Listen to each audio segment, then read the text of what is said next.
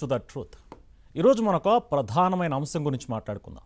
ఇదేంటంటే ఆంధ్రప్రదేశ్లో తాడేపల్లిలో జగన్మోహన్ రెడ్డి గారి ఇల్లు.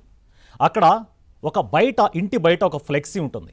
ప్రతి కార్యకర్త కష్టాన్ని కూడా నేను మర్చిపోను అంటూ నవ్వుతూ, అంటే చిక్కటి చిరునవ్వుతో నవ్వుతూ ఒక ఫోటో ఉంటుంది. దాని అర్థం ఏంటంటే ఏ కార్యకర్త తనకి ఇబ్బంది జరిగిందని తన దగ్గరకు వచ్చినా కూడా ఆ కార్యకర్తని దగ్గరికి తీసుకొని ఏం జరిగింది తెలుసుకొని న్యాయం చేస్తాననేది అందులో ఉన్న అర్థం. కానీ సహజంగా పార్టీకే కార్యకర్తలు ఉంటారు. ఈ కార్యకర్తలు ఏం చేస్తారు? పార్టీ జెండా మోస్తారు. తన అధినేత మంచి పని చేస్తే మంచి చేశాడని నలుగురికి ప్రచారం చేసుకుంటారు. పార్టీ కోసం అహోరాత్రులు శ్రమిస్తారు. అలాంటి వాళ్ళని మనం కార్యకర్తలు అంటాం.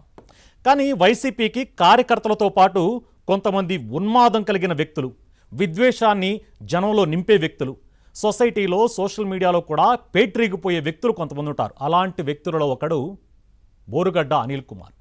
బోరుగడ్డ అనిల్ కుమార్ గురించి చెప్పాలంటే గతంలో పార్టీ అండ చూసుకొని నేను జగన్మోహన్ రెడ్డి కుటుంబానికి చాలా దగ్గర వ్యక్తిని, నాకు అందరూ బాగా క్లోజు అంటూ పేర్ని నానితోటి, కొడాలి నానితోటి, సజ్జలతోటి చేతులు కలుపుకొని బాగా తిరిగిన వ్యక్తి, సావాసం చేసిన వ్యక్తి. పార్టీ కూడా అలాగే పోర్ట్రేట్ చేసింది. తను బోరుగడ్డ అనిల్ కుమార్ అనే వ్యక్తి మా పార్టీ వ్యక్తి అన్నట్లుగానే తనను పోర్ట్రేట్ చేసింది. అలాగే చెలరేగిపోయాడు.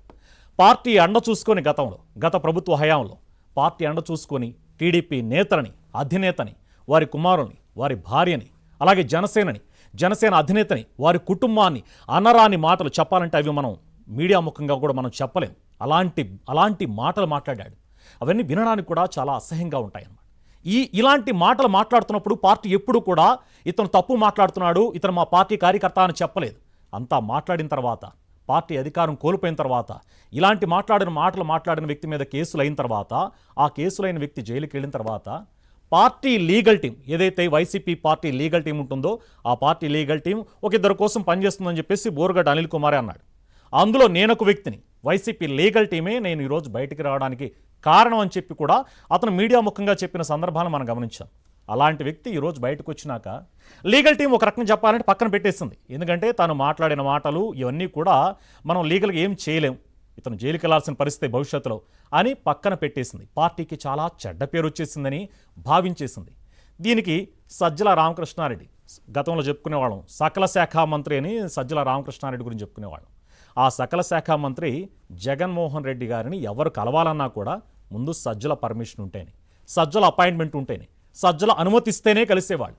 అలాంటి వ్యక్తి, ఏమా నువ్వు పార్టీకి బిడ్డలాంటి వాడివి, మాకు బిడ్డలాంటి వాడివి, నువ్వు మీ వెనక నేనున్నావంటూ ఆ రోజు బోరుగడ్డ అనిల్ కుమార్కి హామీ ఇచ్చారు.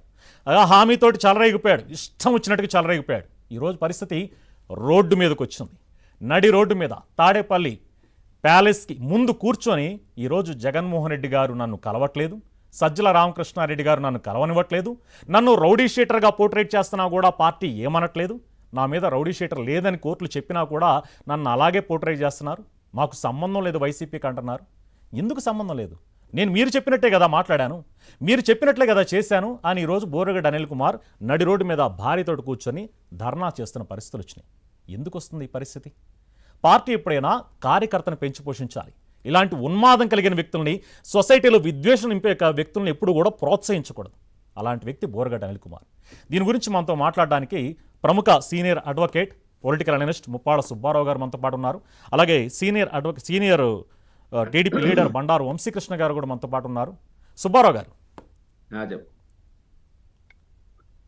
గారు నమస్తే అండి. ఈరోజు మనం గమనించాం పొలిటికల్ డ్రామా ఎలా సాగుతుంది.